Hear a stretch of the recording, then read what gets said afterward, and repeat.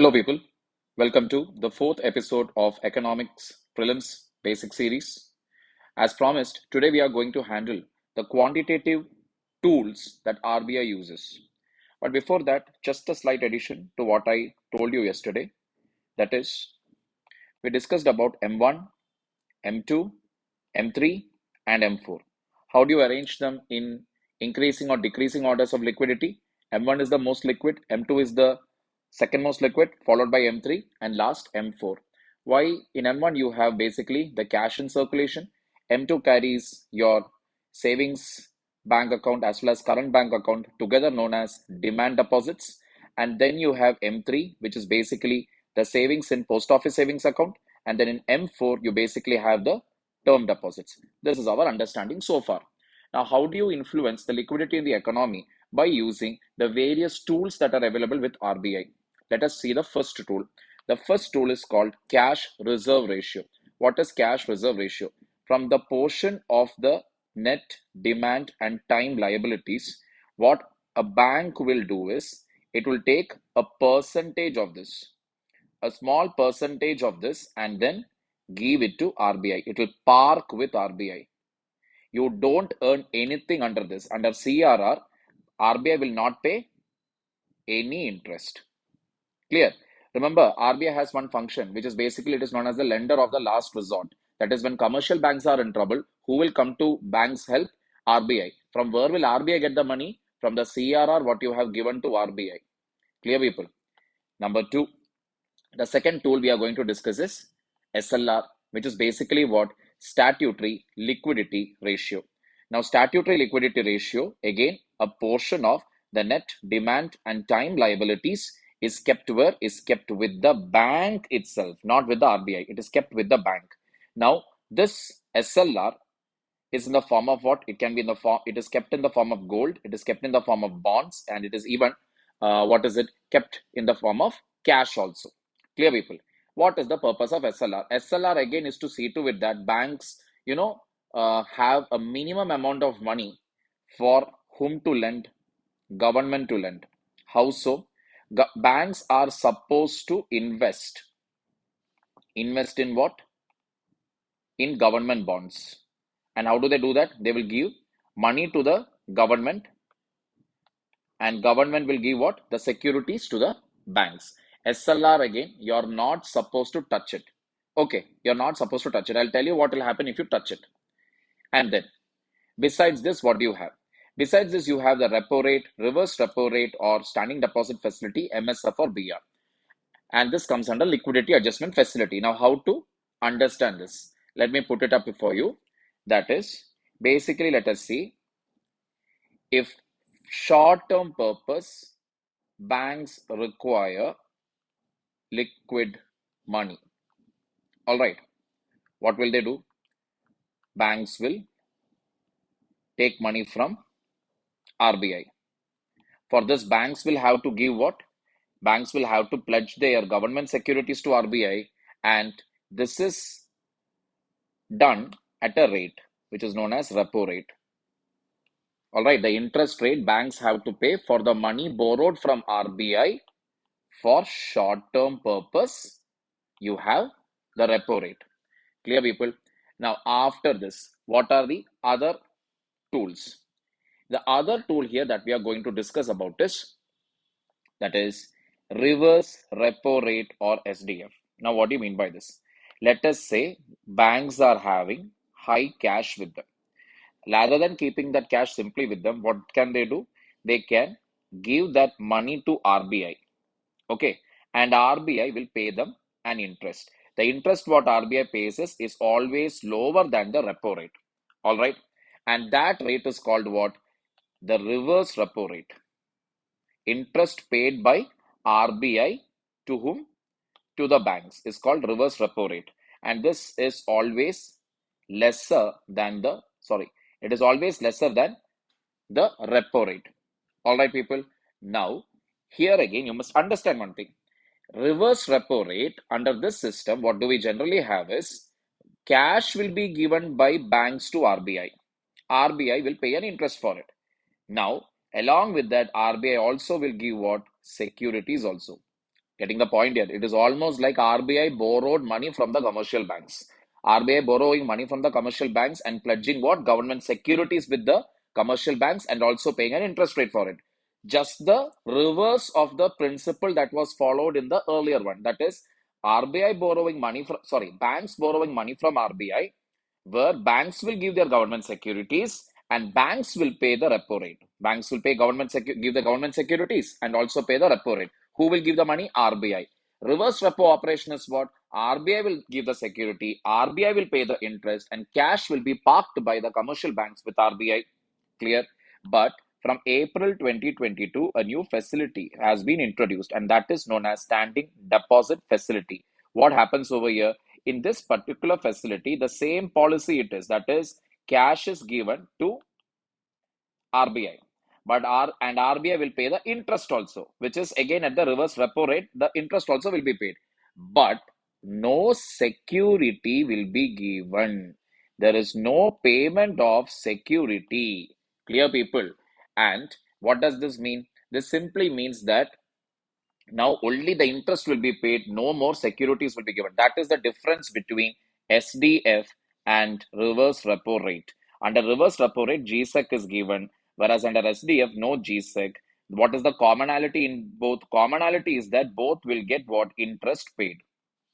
Clear, people? That is the idea. And under liquidity adjustment facility corridor, RRR or SDF is the, what is it? Floor value. That means what? The minimum value. All right. In current affairs, you'll basically see that SDF has replaced triple R. Means what? Now SDF is the floor value.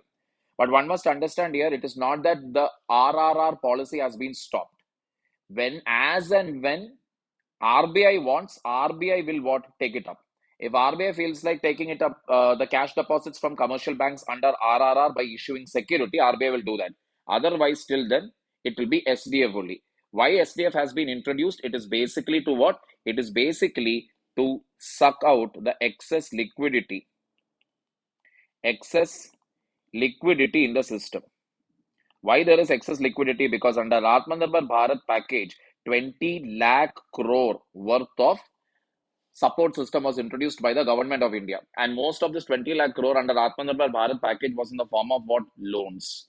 So banks are having excess cash. To take out that excess cash from them only, this policy has been brought in.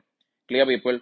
So repo rate is the rate at which banks will borrow from RBI by pledging their government securities. Reverse repo rate is the rate at which RBI will pay the interest to commercial banks by giving securities. SDF is the same thing, whereby which RBI will pay the interest, but RBI will not give security. Clear, people? Now at the top you have what? Marginal standing facility or bank rate. Now what is marginal standing facility? Coming to marginal standing facility, basically, like I told you, you are supposed to maintain CRR with RBI. If you are a commercial bank, you're supposed to maintain SLR with yourself, with the bank itself. All right. And you're not supposed to break any of this. But let us say you gave your money to, what is it? Unscrupulous businessmen. All right. Fugitive economic offenders. You give it to such people. Now you are in need of money. You need money. Okay. And you don't have money with you. You don't even have government securities with you. Whatever government securities you have, it is kept under where? It is kept under SLR. And you're not supposed to touch it ideally. But you have no other choice, because if you want to borrow from RBI, you need government securities to be pledged there. So what do you do now? You break SLR, take the GSEC from there, take the government securities from there and go to RBI. But RBI will get to know that you have broken SLR. So what will RBI do? RBI will tell you, Dekho, I cannot give you money now at the repo rate. I cannot give you at repo rate anymore. I'm going to charge you a higher interest rate. And that higher interest rate is called what? Marginal standing facility. Clear, people? So all this you must understand. That is, be it the repo rate, reverse repo rate or SDF, as well as MSF. All these are part of what is called as liquidity adjustment facility, where MSF is the ceiling, RRR or SDF is the floor. Clear, people? And currently, the gap between repo rate is higher than reverse repo rate or SDF by 0.25 percentage. MSF is higher than RRR by 0.25 percentage. Clear, people? Now, and all this is for again for what? Short term borrowing. And in the event banks decides to borrow at a higher rate, banks decides to borrow for a longer term, not for higher rate, for a longer term period, banks decides to borrow. Then bank will borrow at what rate? Bank rate. Now, why will any bank go for long term borrowing?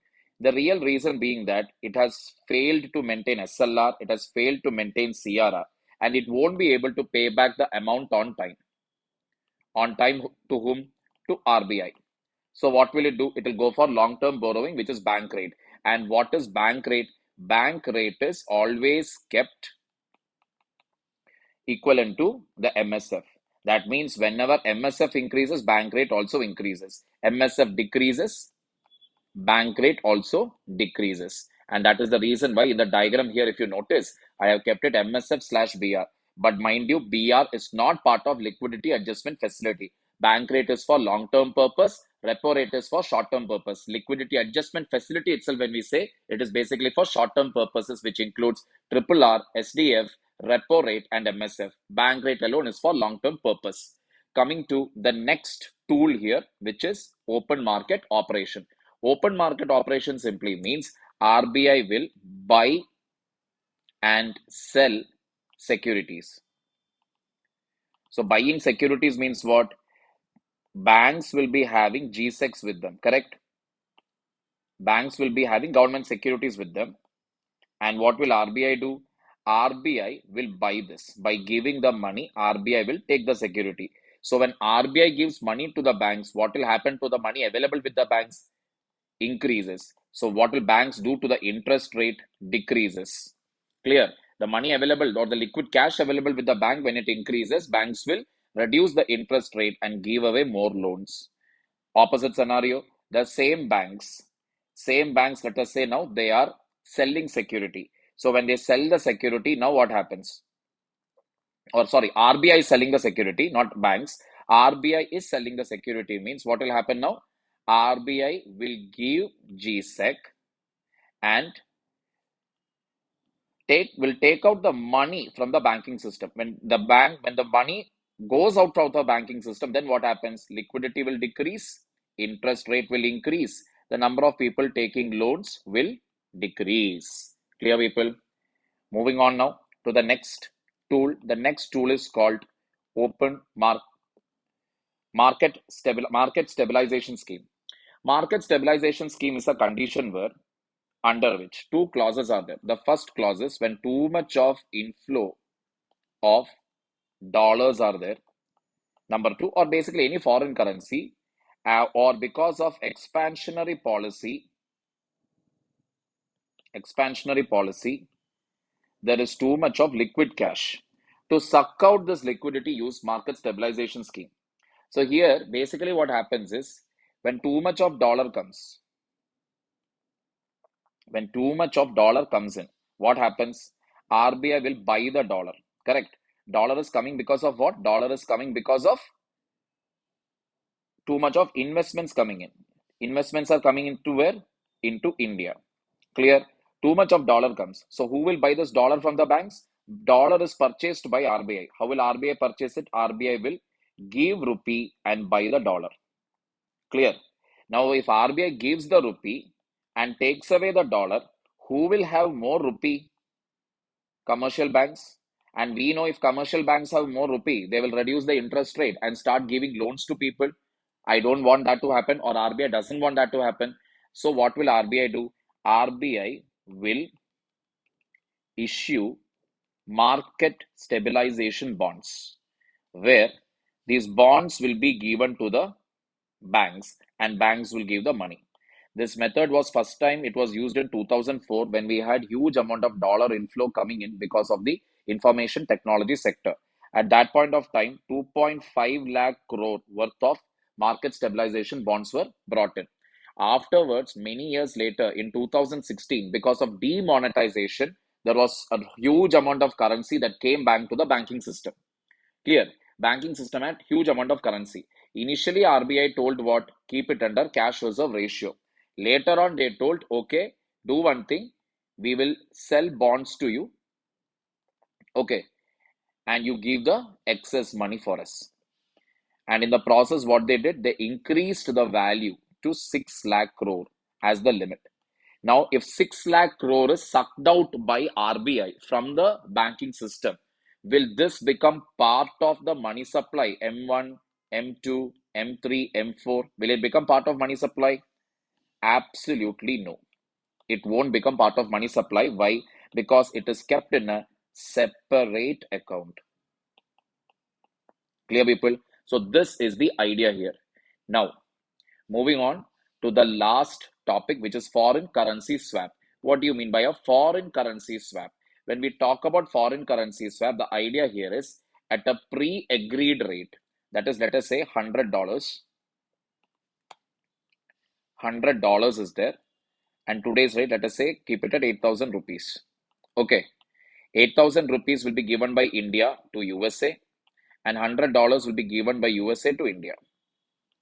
On a later date, that is, let us say by December, an agreement is reached where India will have to pay, let us say, $105, and USA will pay 9,000 rupees in December. All right. So at a predetermined time plus rate, what rate this is? The exchange rate. Okay, at that time and place, they will decide how much they should exchange. Clear. India has basically done this already with Japanese yen, euro, dollar, pound. With all of this, we can do this. We are capable of doing this. We are already done with yen. What is the basic idea? Other than dollar, when we do it with any other currency, the advantage, clear advantage is unnecessary appreciation of dollar can be avoided. How so? See, if we want to do, let us say, trade with yen, Japanese yen. Normally, how does it happen? First, we will have to exchange what? First, we'll have to change rupee into dollar, then dollar into yen. Similarly, if yen wants to be changed to rupee, somebody in Japan wants to buy something from India, first they'll have to change yen to dollar and then dollar to rupee. That will take cumbersome, right? That is very cumbersome, and meanwhile, unnecessarily dollar value will appreciate. So this is the reason why we don't want that to happen. That is why currency swap agreements are made. Clear, people? So with that, we come to an end of today's episode.